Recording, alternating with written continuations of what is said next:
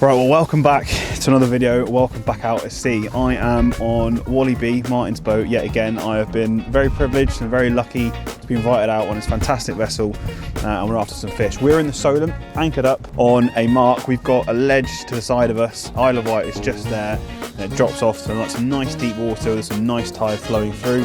Coddling would be lovely. No, not coddling, a cod, in fact. But rays, all sorts of other mixed species. Last few sessions have fished really well, so I'm really hopeful that we can get into some nice fish today. Got a range of baits that I'll walk through as we set the rigs out. I'll introduce Martin in a moment. He has got a little competition that he's set up for us. We've got two teams on the boat, myself and Miles, which is Martin's son, and Martin and Freya, which is Martin's daughter. So we are battling against each other to see who can be the best fisherman and fisherwoman on the boat today. And there is a prize apparently, which I don't know what it is, but yeah, there is a prize. It's all to play for. But yeah, really excited, lovely to be out. Let's get fishing.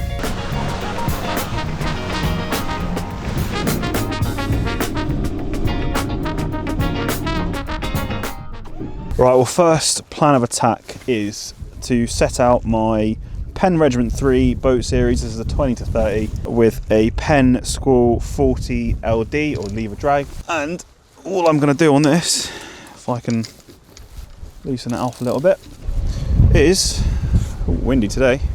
Clip on, nice simple, got a swivel there.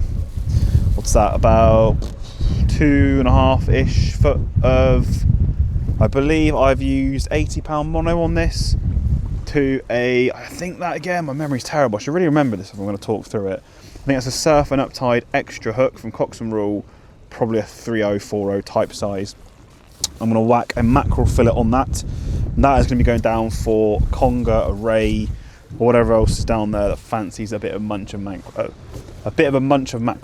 So this is nice mackerel that I caught earlier this summer off of the boat. What I often do is, depending on the size of mackerel and when I get them in, I cut the tail off. Just makes it easy. I never use a tail, and I normally cut the tail off if I'm sending the bait out. Vat pack them, freeze them either as one single mackerel, if I've got 3 joeys, I might put 3 in a pack, whatever it is, and then you've got nice, easy bait to take on your trips. Now that, I would rather that was a little bit more defrosted. I don't like sending out frozen blocks of ice, which effectively that is. I want the scents to be trailing out as soon as I put it in the water. So I might leave that for a second. Hopefully it will start to thaw out a little bit. Plus it'll be easier to manage and whip up onto a hook when there's a bit more. Fish are still alive. Anyway, we'll get this whipped up and sent out. It's mud. You got weight? This is a fish, Mars. I'm going to ease her out. They're going to be in the lead here. Yeah, I'm going to start fishing now. Yeah, see. I reckon you've got a fish, mate. It was 100% it was a bite. It's got a fish. A dogfish. There's me going, get them there. Amount of times I faff around with the camera and then... Do you believe in striking? Depends what hook you're using. That's on worm bait as well, that. Is it?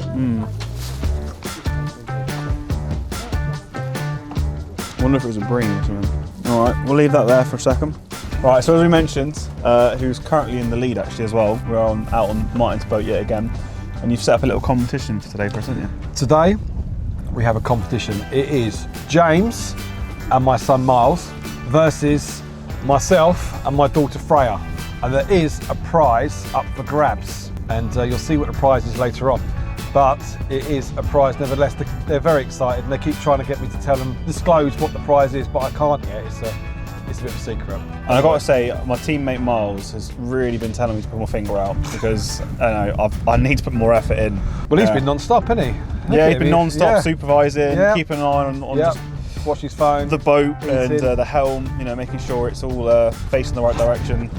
Making sure the snacks are well looked after in there. Yeah, doing a really good job. No, he hasn't done anything. Oh, well, that's it. Sorry, I'll put it back to front. The one dogfish on the boat. We've been at anchor now for, I don't know, what, an hour or so, maybe like that. But we'll see what's happening with the tides. Maybe move later this afternoon, see what the bites do. A bite just then on a worm bait is reassuring. But it'd be nice to get a good flurry of fish. A lot of the marks lately have been fishing really well, and obviously with that really good shore session last night. So I'm keen to get for us all to have a good session today. So yeah, watch this space and we'll find some There fish. must be fish here. There must be. There's someone fishing over there. He's literally just moved. Has he? He's just lifted his anchor. Oh, that's because he hasn't caught any fish. Yeah. Right, so we've had a look at the old navionics and the charts to make a bit of a plan. We've been sat here for probably, I don't know, hour and a half, 2 hours, something like that. And apart from one dogfish and a little rattle on my rod, there's not an awful lot happening.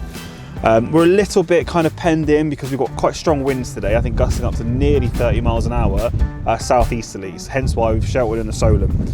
What we are going to do though is head to the other kind of the northern side, so slightly away from the island, so it'll be a little bit rougher over there, but we're going to see, because there is a mark over there that we want to have a go at, which is a known cod mark, and there have been cod, I think there's been cod in court in the last month or so out of this mark. So if we can sit there comfortably and fish fine, then we'll give it a go. If not, we've got some more marks down kind of west of us that will still be sheltered, we can try as well. But yeah, we're going to stay a little bit mobile now and find the fish, find the bites, make it happen. Yep, fish on. When I know it's not a dogfish, it's giving a few head shakes. I don't know what it is. Don't say that.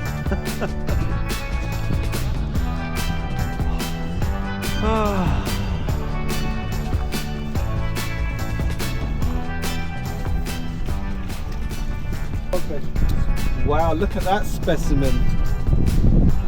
It's a dogfish. Although it is 1-all. It is 1-all? It is 1-all.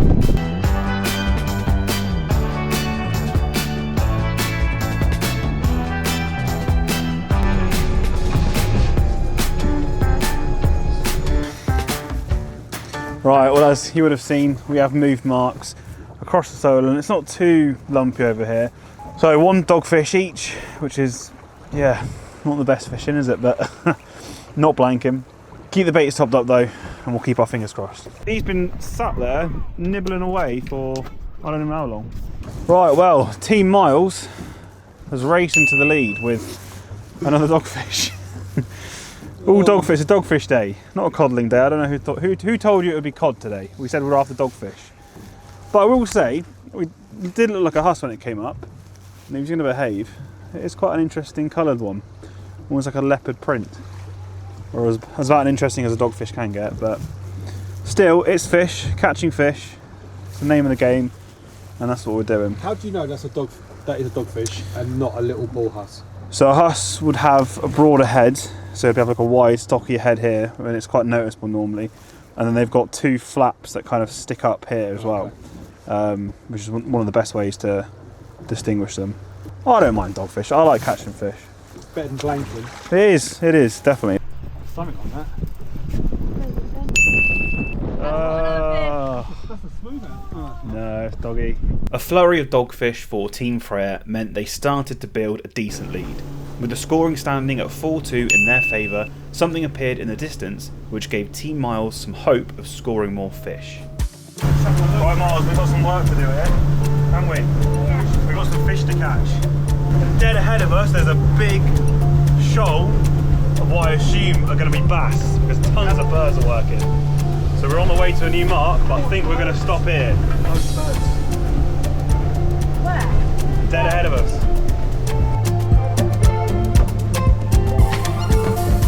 You can use a metal as we drift through them. If you jig it up and down, you should catch a bass. Or mackerel if they're in there.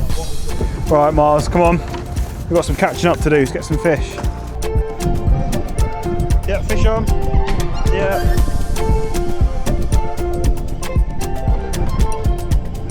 It's a bass, maybe. Yeah, he's bass.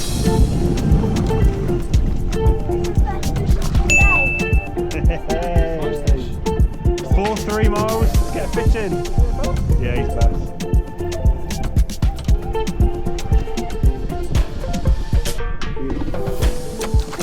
There's clusters of birds kind of working all around the bay at the moment, and you've got to be quite careful not to go directly through them, because what you can end up doing is splitting the shoal or spooking the fish even, and the birds. Look at that. Favourite way to fish, I think, this. Chucking lures into a load of birds, eh? My favourite way, one of my favourite ways, one of my many favourite ways I should really say, of catching bass and lure fishing really, using a little metal and jigging it up and down right off the seabed, or even just testing the water column. I mean, we're in pretty shallow water, so there's not much to test, but they're really versatile. So if you let it go down, you should feel the bottom, and as soon as you can feel it, go up a couple of reels, and then you can just flick it along like that and jig it. And when you get a fish, you'll know.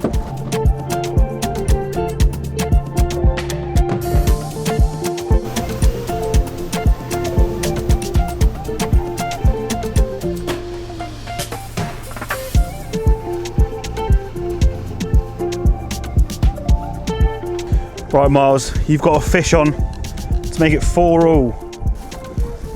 How long did you? Go on, 50 foot of water, Miles. 50 foot? Keep going. Push on. Sure thing. You got a dogfish. Hey!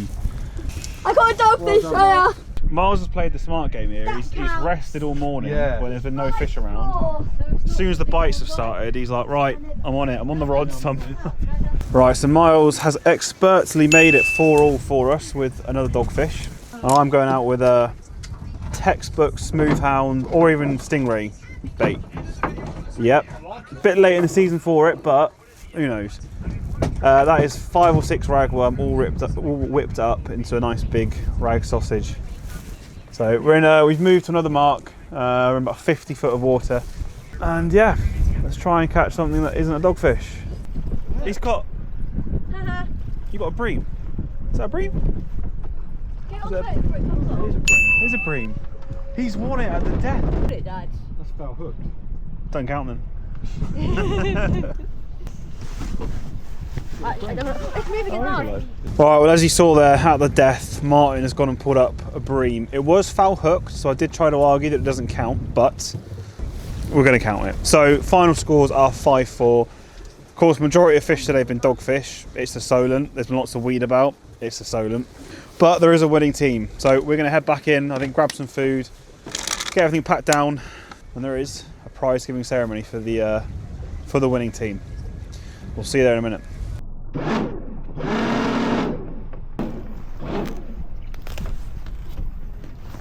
Silky. Lovely.